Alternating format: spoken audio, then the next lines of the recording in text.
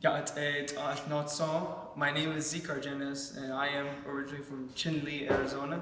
I currently live in Moriarty, and this is where I'm going to be talking about the traditional materials and the trade routes and pilgrimages that my ancestors took to gather such materials. The first one is I'm going to be talking about the four traditional sacred jewels of the Dene people. And these first sacred jewels have a lot of meaning to us. They're used in a lot of our ceremonies. There's a ton of stories and a lot of history that are, being told about them and have been passed down to all of us. The first one I like to talk about is white shell, which we call yokai, and the white shell is always the first one. Um, these have been gathered actually from all over the world. So like you have shells that are from Santa Barbara, you have shells that are from Australia, and originally how the ancestors would have gathered these was a major trade route would have been taken all the way to either the Gulf. Sometimes they would even be traded from other neighboring tribes who went to the Gulf of Mexico. But there's also some pilgrimages that were made to places such as Santa Barbara or in other coastal areas in California. These are very special to us. I use a lot of white clamshell in my jewelry, such as my necklace that I'm wearing. This is all white clamshell you see that I have made. And another necklace, which is just absolutely the showstopper, is what I've been told. It has white clamshell in it. And this white clamshell piece. This is mostly white clamshell. This is actually my first piece that I made back 4 years ago. And this was all using the traditional methods and techniques, such as using the pump drill and the whetstone. Next stone I'd like to point out is called Dokije, or turquoise in Navajo. Now this is turquoise from Cerrillos Hills. My ancestors, they used a lot of Cerrillos in their pieces, but they also used Cripple Creek Kingman turquoise, as well as a whole bunch of other ones from like Colorado and Arizona. Turquoise is used in a lot of our pieces nowadays. It is considered to be a protection stone. So when we wear turquoise, it also protects us. Not only that, but it also for us, it's a symbol to us that we are guided by the holy people in which we believe in. It is so that they can recognize us and so they can keep watch over us. The next item I'd like to point out is called the chichle, and that's abalone in Navajo. Abalone is also used as like for earrings, but it's also used for tabs. There are some pieces that I have, such as in here I use abalone. This is red abalone. And it's a very special stone. All of these are special, but what makes it so special is that it represents our Dene language. It also represents that we are going to be walking into old age and beautifully. And for all of these stones, I'm going to also talk about the different fruits or plants that they represent. So next is also going to be what we call Bashjini. Bashjini is black jet, and for our ancestors, they would have gotten black jet mainly from Navajo Mountain, which is like in Utah, I believe. It's like on the border of Arizona and Utah. And there's another source of where we got black jet from, which was also from Colorado Springs in the Colorado area. And for all of these stones and shells I have, I will explain what they mean. So white shell, it represents corn or nada. That's what we call it in Navajo. That represents what we also call the tree of life, which is also called corn. The turquoise represents the three sisters or beans. The abalone represents the pumpkin or the squash. And the black jet represents tobacco, which we use in our prayers and to lift our prayers up when we smoke it. There are also other types of shells that we use and like other like materials we use. For example, we have coral. This is Mediterranean coral that we have. It's really expensive nowadays, and I try not to use. I'm not like really a big Mediterranean coral user, but I am a big Italian coral user, which I use a lot. This is all Italian coral. This is Kingman turquoise tabs and Italian coral. And now you have other stones and shells such as black pen shell and all these different like spondylus shell, which I have right here. This is spondylus shell. It's not really common in Navajo jewelry.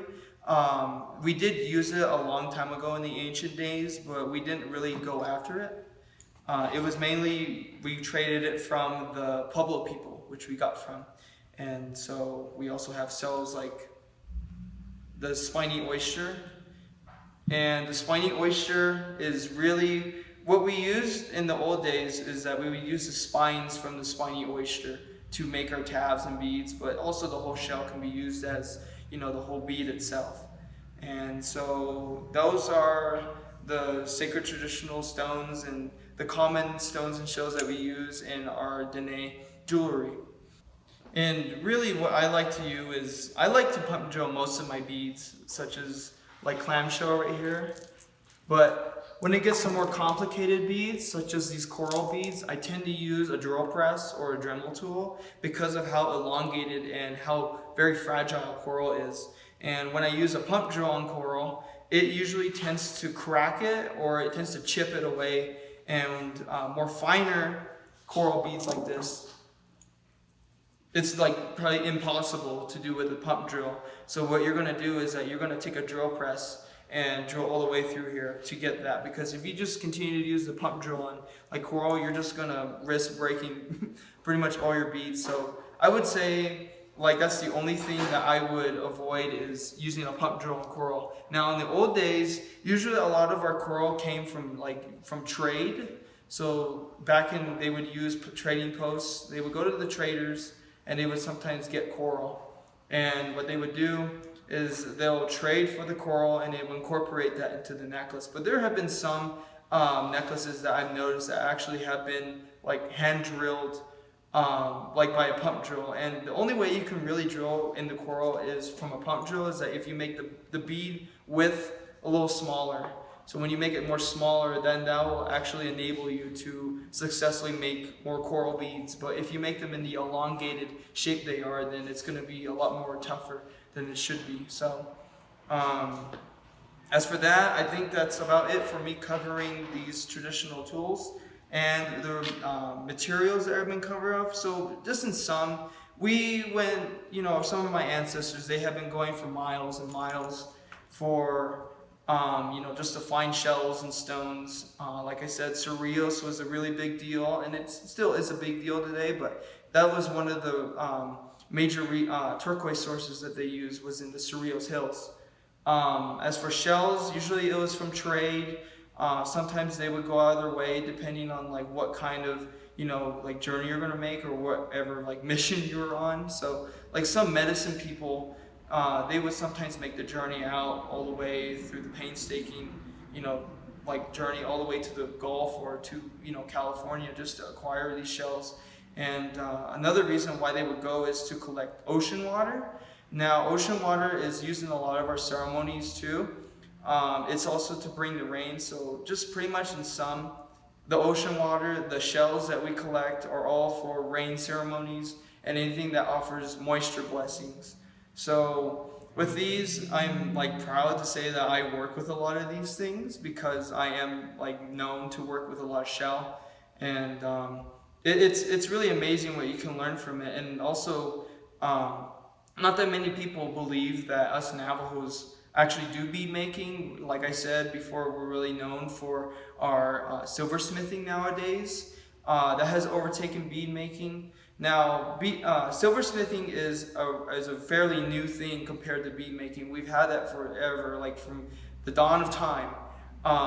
It has been with us, and little fragments of it has still stuck with us, such as in our ceremonies. There's a ceremony that we call Yode, and in that ceremony there's a segment where we do make beads, and it's the part of it, the whole bead making thing is to make sure that we are open-minded and to be self-reverent and be respectful. That's what bead making teaches us. And with all these ocean shells, I can say that I am like very blessed to have worked with them, because throughout the years I've been bead making, it has taught me a lot.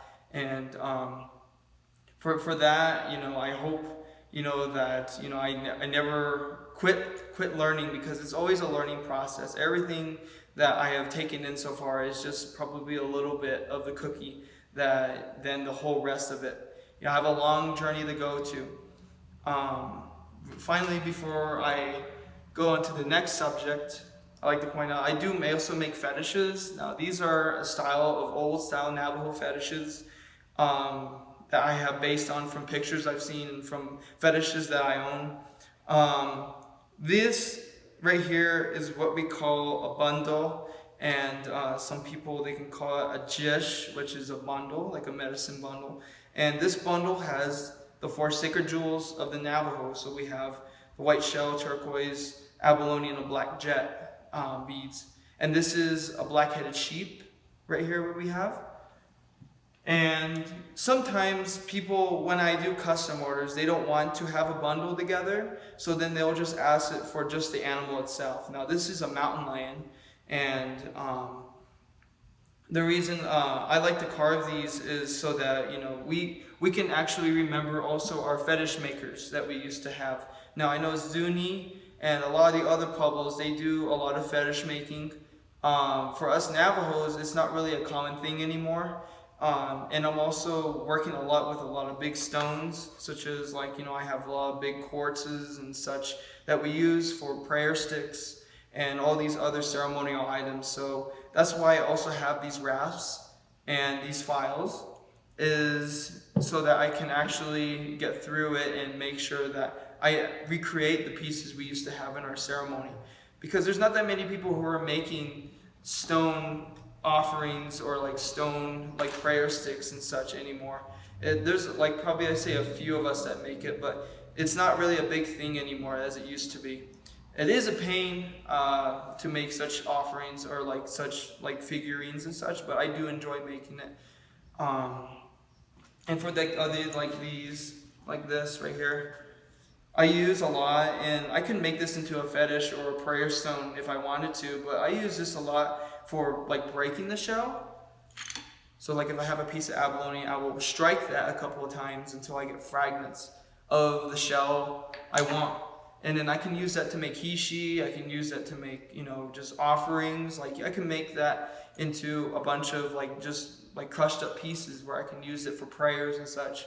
But since I'm big into bead making, I will obviously use that more for my beads and my jewelry. Now, I do save the beads. What I was taught was that we are also not to waste any of the materials that we use for bead making, because we can use that instead of offerings, when we want to make prayers and such.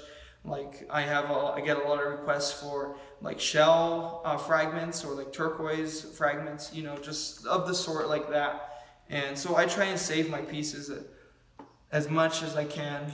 And obviously I will lose some here and there, but I try to just make sure I muster up enough for wherever it can be used for.